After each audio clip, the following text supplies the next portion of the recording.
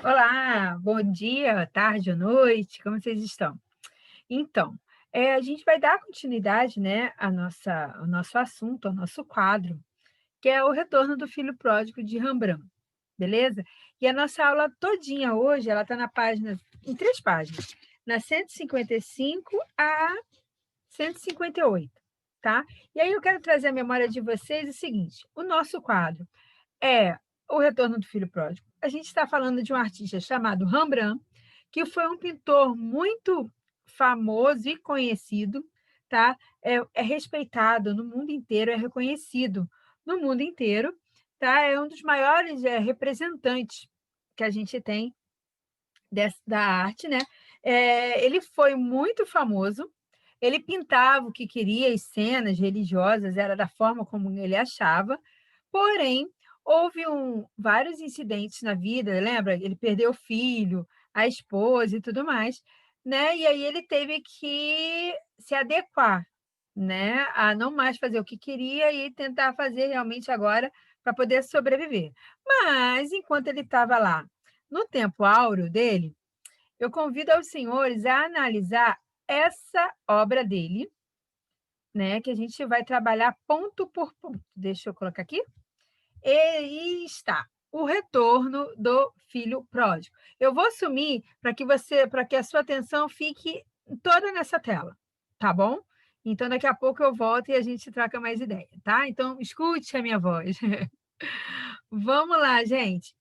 Esse quadro tem aproximadamente aí uns 3 metros de altura, tá? Ele foi encontrado na casa de Rembrandt, e isso quer dizer que não era, então, fruto de uma encomenda, beleza? A gente percebe aí algumas situações. Então, eu estou convidando vocês a observar mais atentamente esse quadro, tá? E aí a gente vai analisar como conhecedores dessa história e como não conhecedores, tá? Porque ninguém é obrigado a saber a história do filho pródigo, beleza? Então, a primeira coisa que a gente observa é o quê?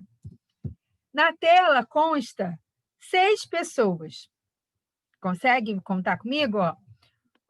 Uma aqui, dois, três, quatro, cinco, seis, tá?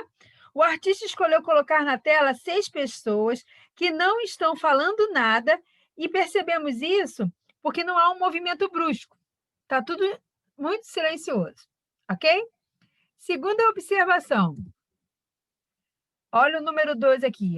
Quem que será essa pessoa aqui? O número 2. Provavelmente, a número 2, aparentemente, é uma mulher no plano do fundo, observa a cena debaixo de um arco, quase que em total escuridão, percebe? Provavelmente é a mãe dele, né? A mãe do filho pródigo. Provavelmente, tá? Observa a ação de longe e, apesar de não ser citada na parábola, foi inserida na obra, tá? Terceiro, vamos ver. Quem será esse personagem aqui, esse número 3? Ó, percebe? Esse 3. Esse 3, um homem, né? Que se fosse para observar, um homem em pé, também no escuro, se agarra no arco ao olhar para as costas da figura do manto vermelho. Essa seria uma boa descrição. Mas aí, quem será esse número 3? Pode ser um servo, tá? De menor importância, pois pouco vemos o seu rosto ou sua vestimenta. E ele também só observa, ok? Temos um outro personagem, que é o número 4, que é esse cidadão aí de chapéu preto.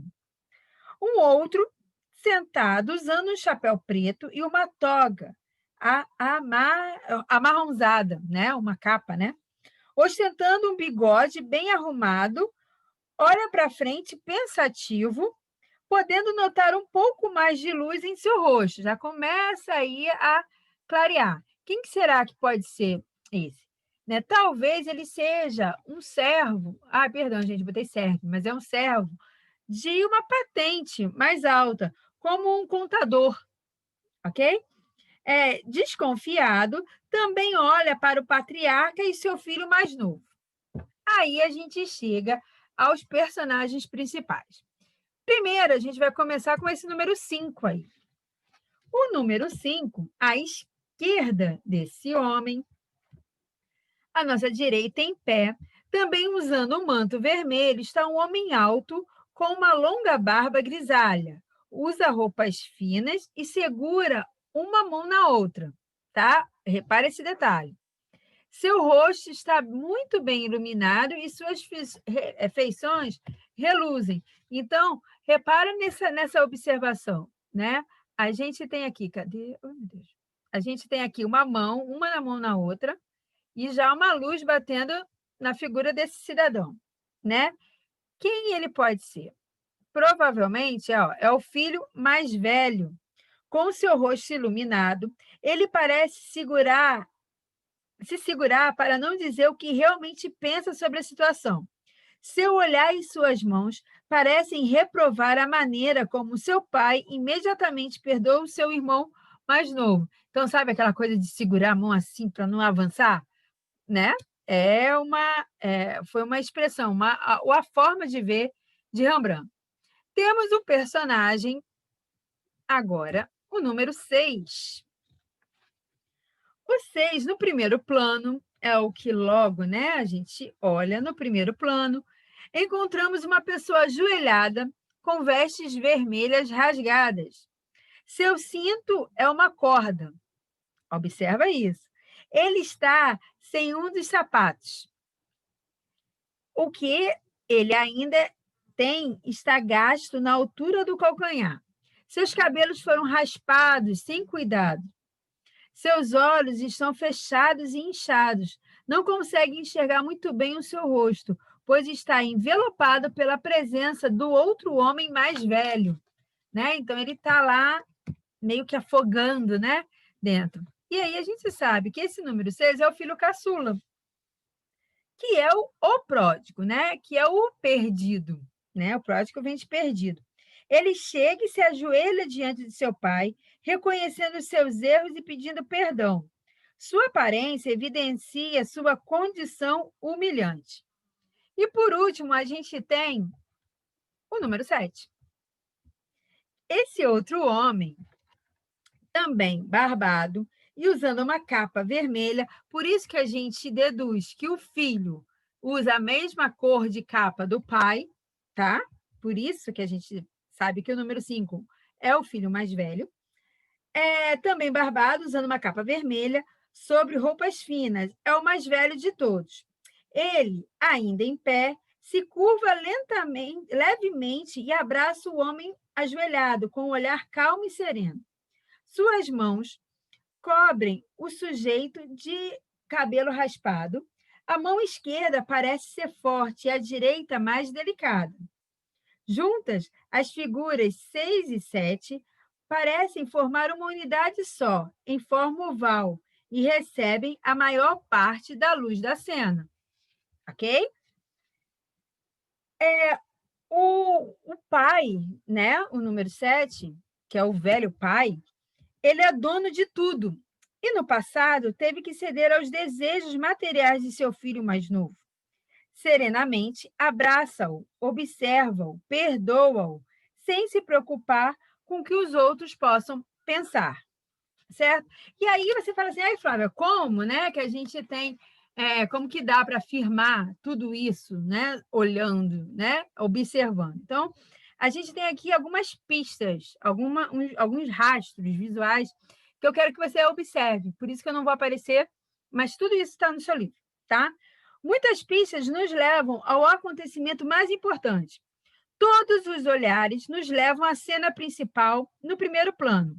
A luz nos esclarece o que é de maior importância. Então, você vê, o maior importância, o pródigo, o pai e o filho mais velho, número 5, certo?